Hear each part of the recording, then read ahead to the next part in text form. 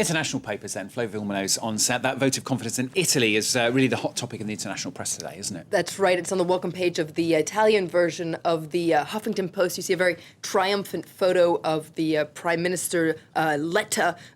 He won this vote of confidence thanks to a U-turn by a former Prime Minister Silvio Berlusconi, who had originally said that his party would vote against the motion, but then changed his mind when senators within his party said they would back the government. So this very complicated back and forth. But as you can see here, this says Prime Minister Enrico Letta has marked victory points, but this is no KO. And there's a similar feeling on the front page of the Wall Street Journal today that says that Letta hangs on, but challenges remain. A lot of other papers are focusing on what this means for Silvio Berlusconi. L'Orient Le Jour, for instance, the Lebanese paper, says that this come down is very hard for Berlusconi. Le Soir, the Belgian paper, says, could this be the beginning of the end? And that's a feeling in an article in La Repubblica that wonders, is this the beginning of the end for B? So B, Berlusconi. And it says that perhaps it is too soon to say that Berlusconi is finished, but something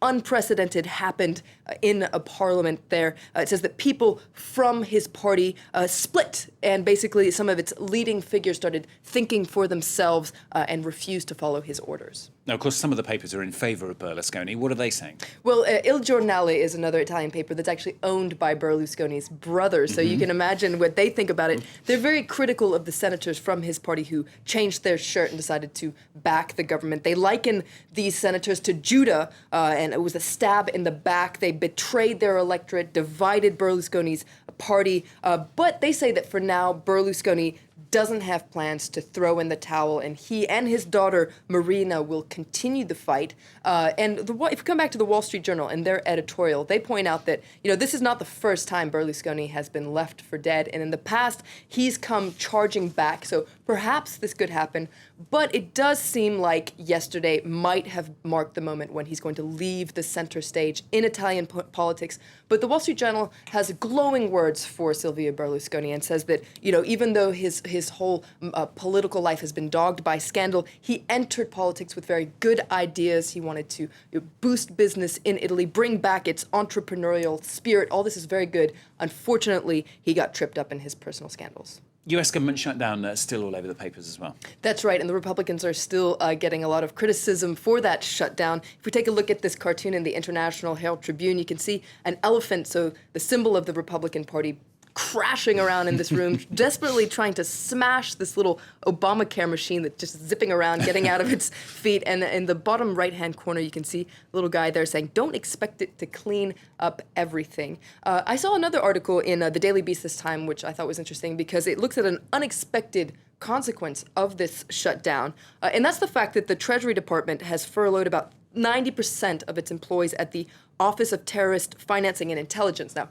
who are those people? Well, they're the people, the officials who are in charge of enforcing sanctions against Iran. So this article in the Daily Beast says, the timing of this is pretty terrible because it comes just as Iran and the U.S. are thinking about perhaps beginning negotiations again, and the fact that a lot of these employees are out of work, well, that could undermine those efforts to put pressure on Iran in those negotiations. Yeah, a lot of people hoping it won't go on that much longer, of course. Now, Greenpeace getting a lot of attention in the international press after more than a dozen Greenpeace activists facing up to 15 years in jail in Russia for piracy. That's right. There are 30 activists, actually. They were on board a ship called the Arctic Sunrise that tried to charge an oil rig in the Arctic last month, a rig that belonged to Gazprom. So they're facing these charges of piracy, and they're continuing their efforts to protest against Gazprom. For instance, at a Champions League match, they had this banner, as you can see here, that they pulled out. Now, Nouvelle Ups takes a closer look at these Greenpeace activists. Are they pirates? Well, they say no, these charges are just an attempt to intimidate and silence them.